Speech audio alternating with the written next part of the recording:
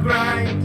Take down the film watchers and nerds all at once.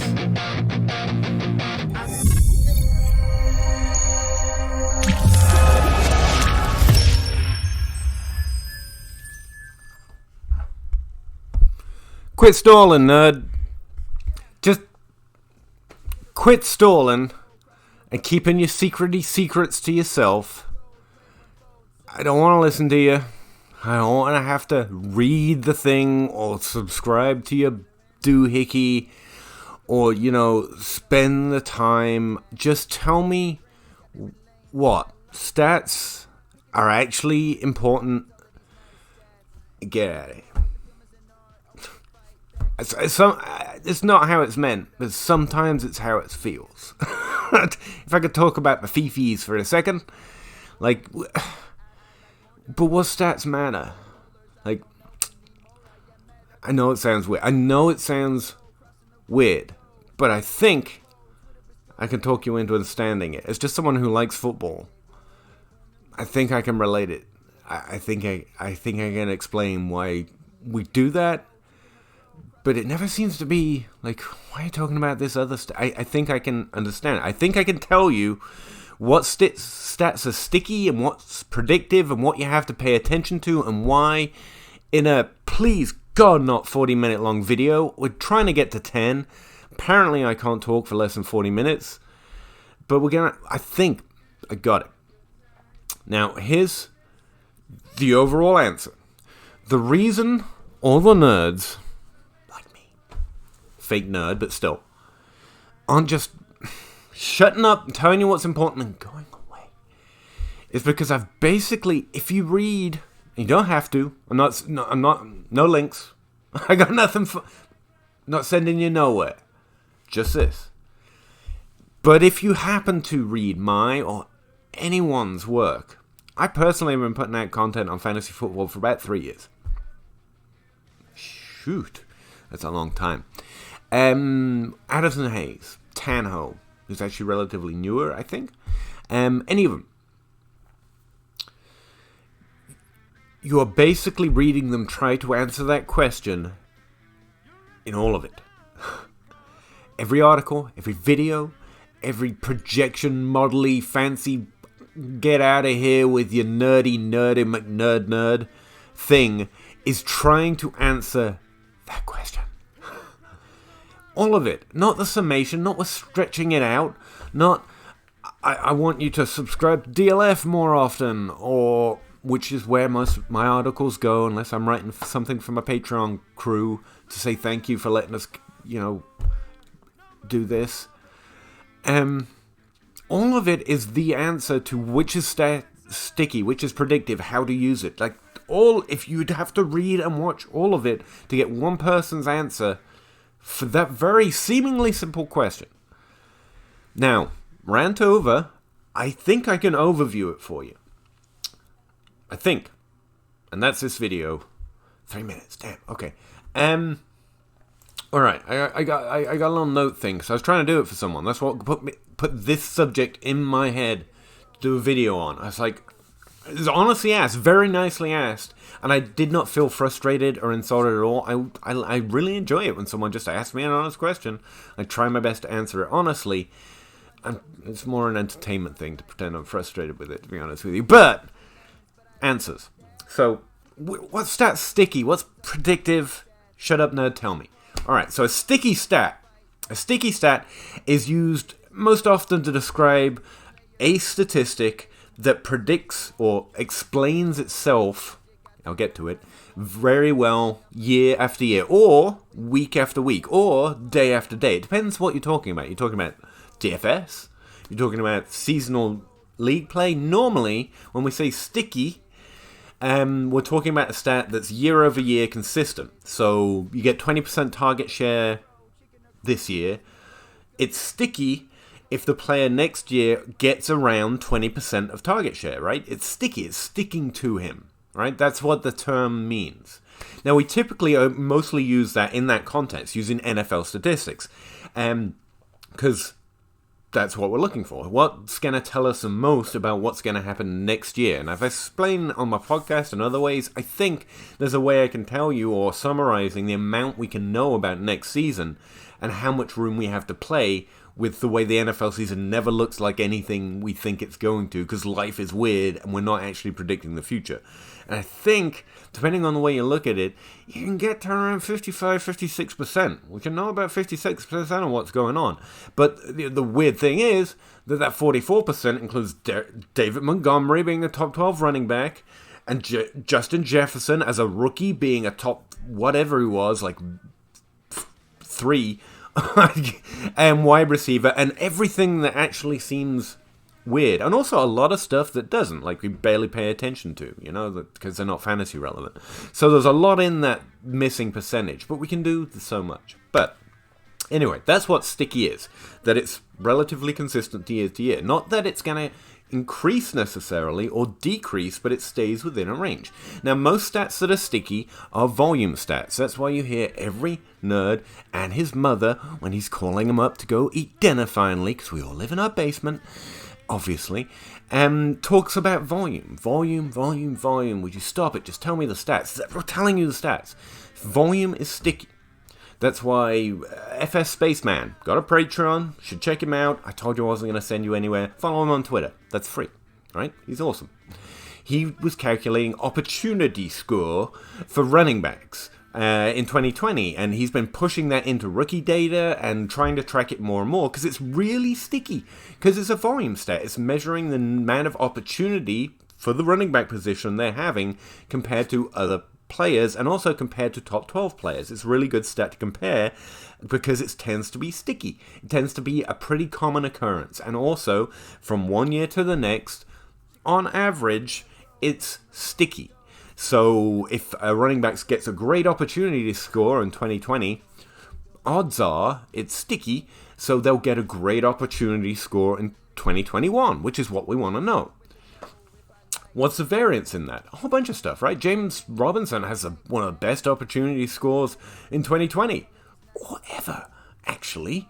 Especially for an undrafted free agent rookie, or any rookie for that matter. Like Saquon Barkley's like, hey man, good opportunity score. That's how good James Robinson's opportunity score was last year.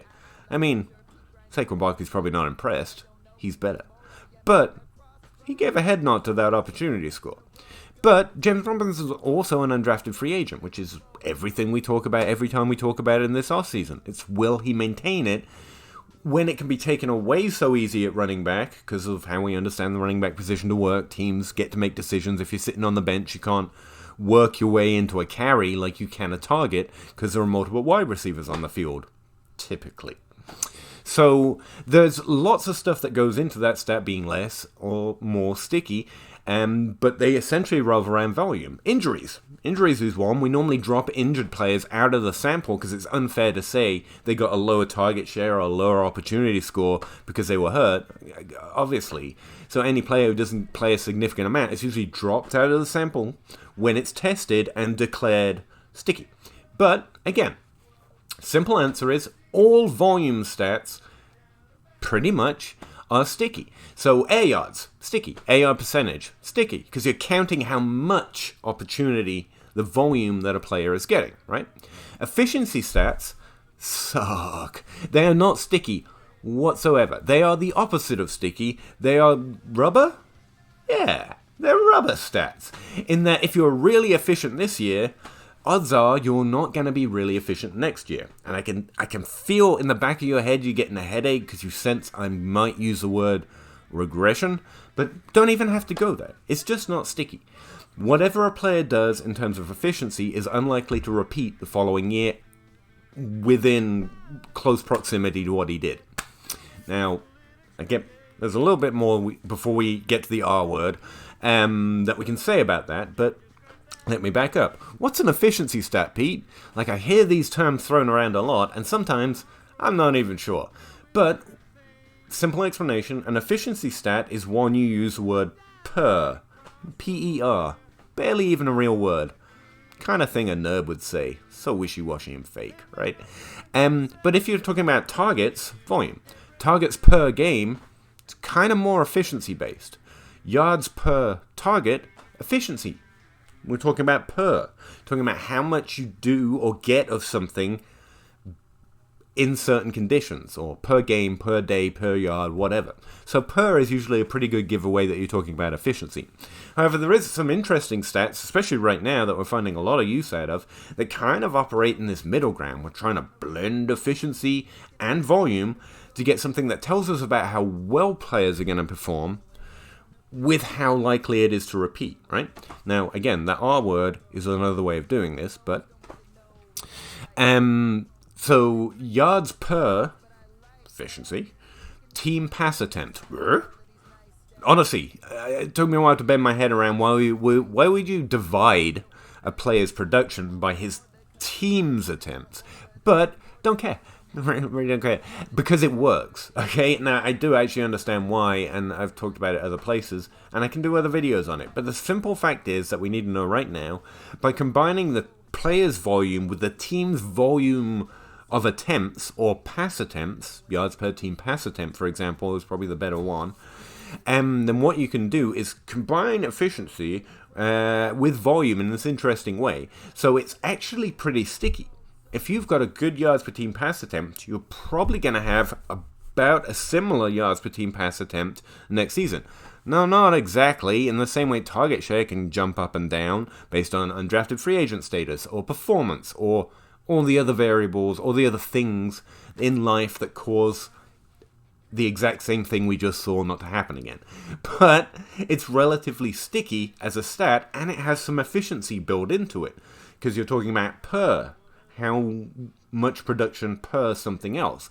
And so that's why, as a rough, weird description, but I think a fairly intuitive, an explanation of how volume is sticky and efficiency is not, but these per stats actually work out to be sticky and tell us a little bit more about how good they are.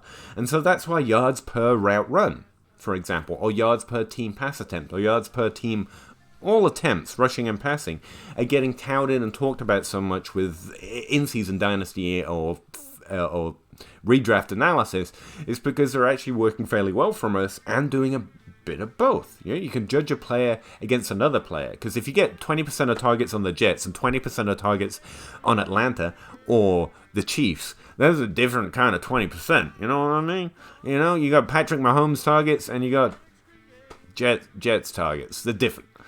So they're not really, it's kind of unfair to compare. Now, we can draw thresholds and say some players get an excess amount of volume because they are good, because targets are earned, and really a talent statistic. But if you're the most talented wide receiver in the Jets, you probably have a lower target share than the elites and the best, even in bad situations. But you might have like a lot of bad targets, right? And so they're not equally variable. But if you talk about the performance on that volume, so per team attempt, you have that little extra in there, then you can start to think about, well, he got less targets and there were worse targets, but he was providing as much or similar production for his team situation per team attempt as Julio, DeAndre Hopkins in theirs, even though they're in better teams or worse teams or better players, because look at their careers, man, they're better players.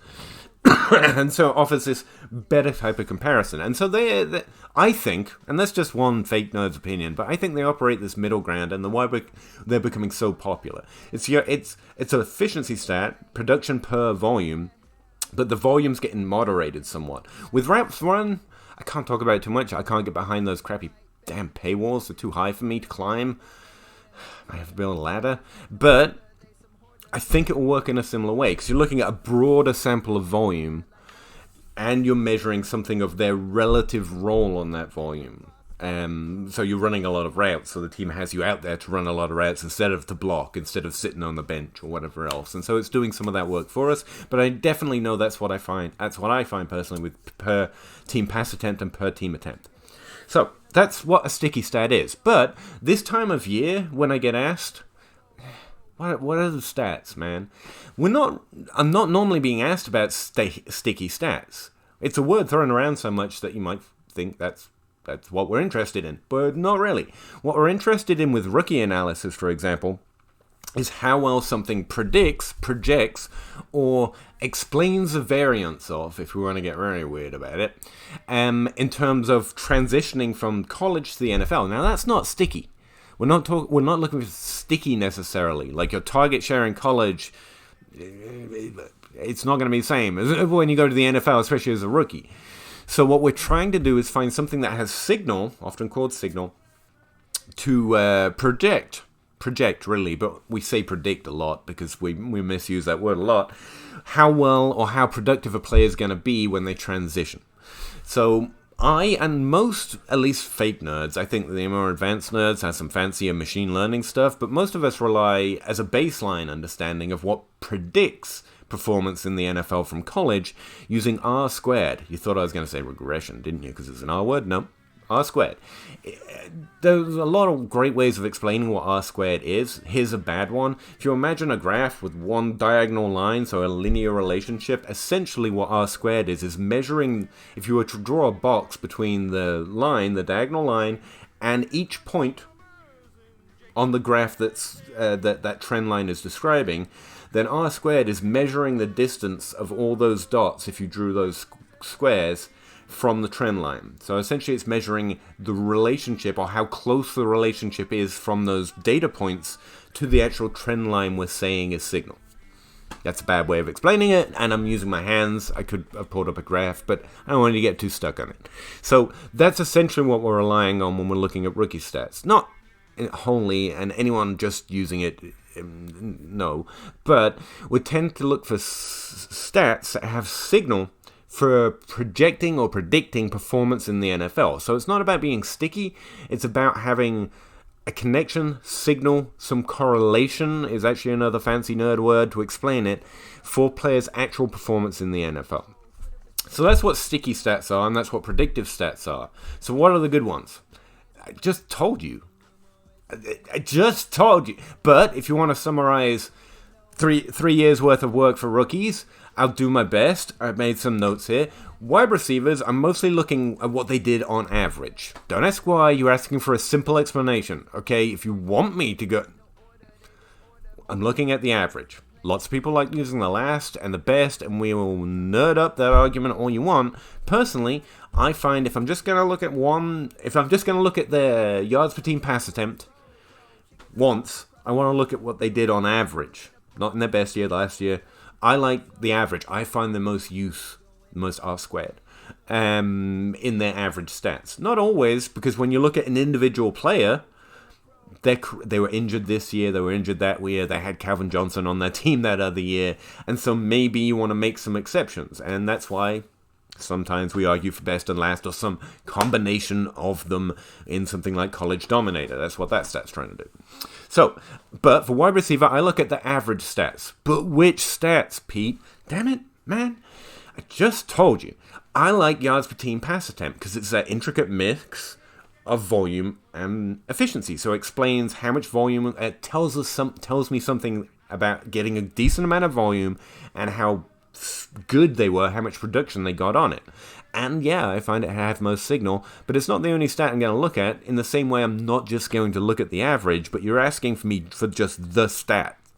And so that's my answer. I'm going to look at yards per team pass attempt on average if I'm going to look at one thing. I will also adjust by conference and by age, which is adjusting for how well a player did in any particular stat compared to players at that age who were then good in the NFL. That's how I define adjusting by age. And I also want to adjust by conference because, if you're in one conference, wide receivers might be of better quality. They might have worse defenses. It might be a more pass-friendly conference. Either way, there seems to be a variation on yards per team pass attempt pretty regularly across different conferences across that stat. In terms of percentages, so market share receiving yards, for example, which is another good stat that I like to look at for wide receivers. Again, I'll use the average if I can only choose one. in the summation, instead of a particular player, I would look at the average, and then when I dig in, I want to see which one's the best one, right? So percentage-wise, variation across the conferences is actually relatively minor unless you get to the really small school conferences, and then they tend to be higher. But again, if you're interested in how much they vary, look at the conference tab in my database. I told you I wasn't going to send you anywhere, so I'm just going to leave it there. Like that's what I like to look at for wide receiver. If I was going to lie and say I could say it that quickly. There you go. Running backs, I like to look at their best season because you could be playing behind Saquon Barkley, so I really don't care what you do that year. Or you could be injured, because that happens with running backs and wide receivers, frankly. But running backs are a little more prone to it, in terms of their performance at least. And so I tend to just look at their best. Again, I've tested it. That's what turns out to be the best for me. Other people have found different. We argue about it in a nerd way. You don't need to start asking this many questions when you're asking me for just the stats. If you want the explanation, you don't want the stats. You want to understand it, and that's a different thing. That's 3 years worth of work I can link you to. But otherwise, I'm looking at the best. If I'm looking at one stat, I'm going to look at their points per game, actually. It tends to be pretty good stat just looking for one thing. I do like to lean on yards per team pass attempt, again, for running backs as well. That's total yards, obviously. Receiving yards included with rushing yards, but yards per team attempt provides some interest as well, so look at the best of what they did in that stat. I also do look at their volume overall percentage stats, like market share of rushing attempts, market share of rushing yards, receiving yards, to get an idea of what type of skill set they're displaying in college, because I think that has a connection to what NFL teams are going to want them to do when they go to the NFL. So I understand what teams might utilize them as, and also how good they are at it. I look at their best season in points per game, and also yards per team pass attempt. Again, tight ends, good luck. Basically, good luck. But if I were to come up with a single answer without explaining that weird-ass answer, I would look at what I'm calling efficiency stat in my database. That's the title under the Pahowdy score. But what it is it's yards per team pass attempt above conference average in their last year. So not average, not best, their last year. Again, you should look at all of them across all stats every year, really, if you want to get an idea of who they are. But you're asking me for the stat, that's the one. Again, I'll also look at their volume stats. I do like Dominator for all these positions, actually, and also somewhat the Dominator scores, so college Dominator or yearly yards per team pass attempt Dominator I've been calculating, but you don't care, you want the stat, and that's what I call conference-adjusted yards per team pass attempt in their final or their last year in college. I find that to be a pretty good stat to give me an idea of what this player was compared to past prospects and compared to the rest of his class. There, I did it. I give you the stat. It's not the answer, but that's the one. All right. So, what else did I want to tack on the end here?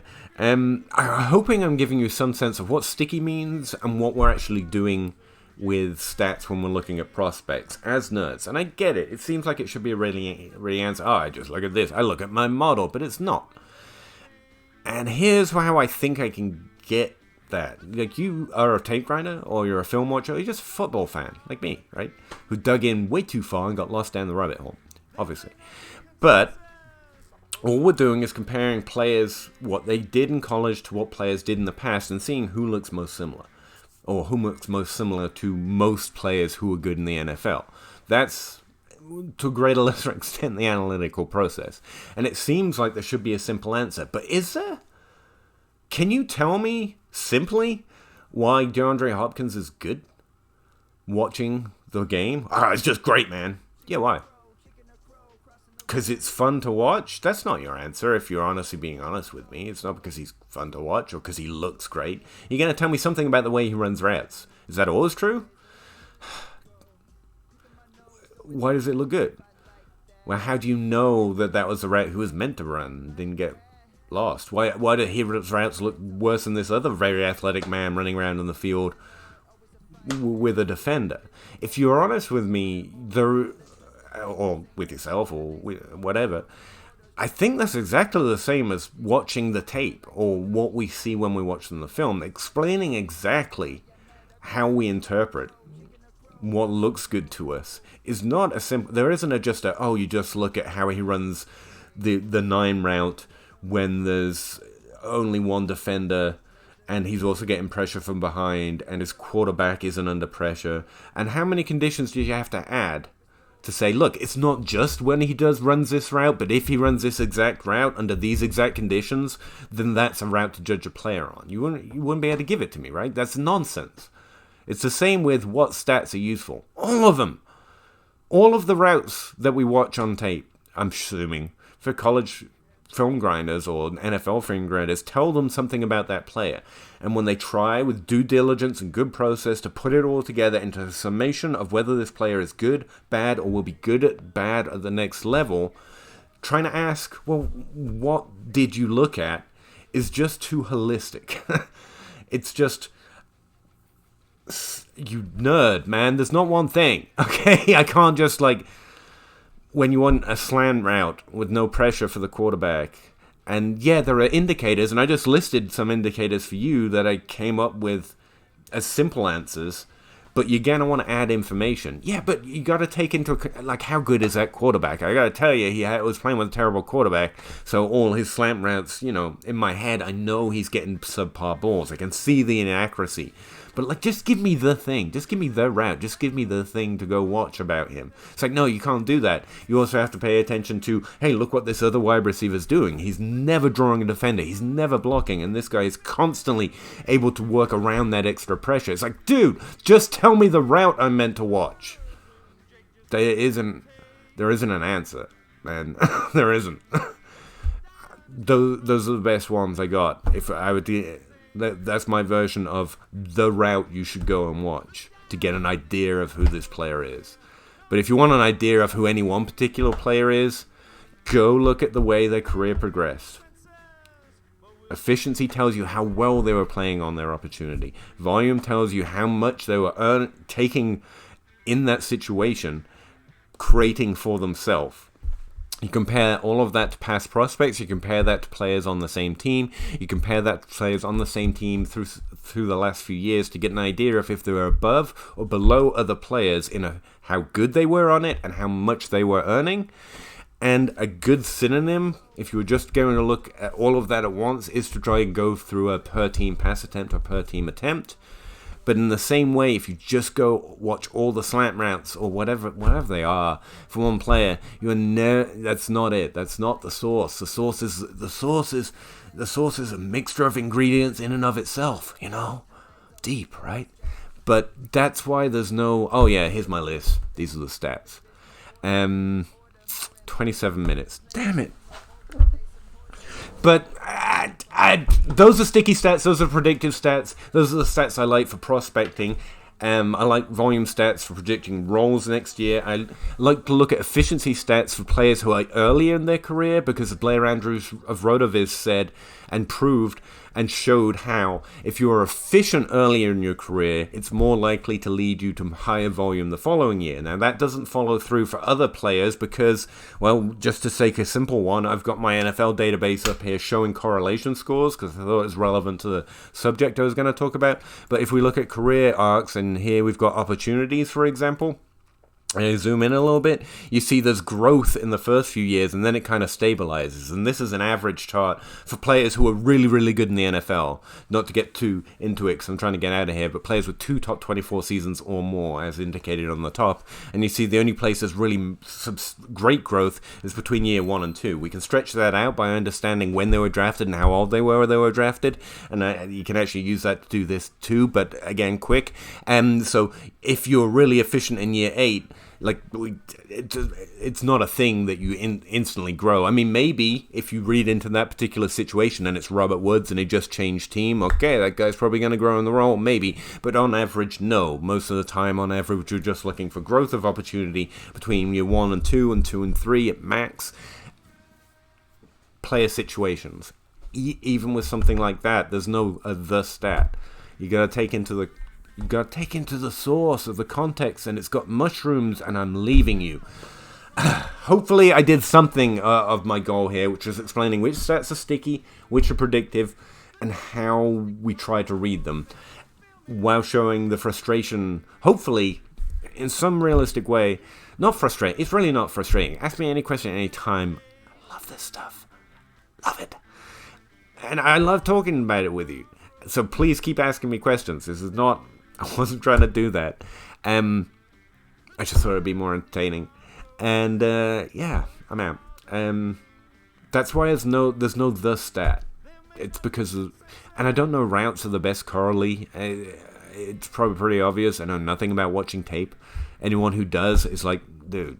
But you probably have a better one in your head, right? If someone would just, what's the thing? You'd be like, dude, you gotta take it, the sauce, and there's mushrooms in there. And I'm leaving. Anyway, I hope that was somewhat useful or entertaining. Appreciate it. Hope you're happy, healthy, safe, and keep grinding. Yeah, bye. Do you have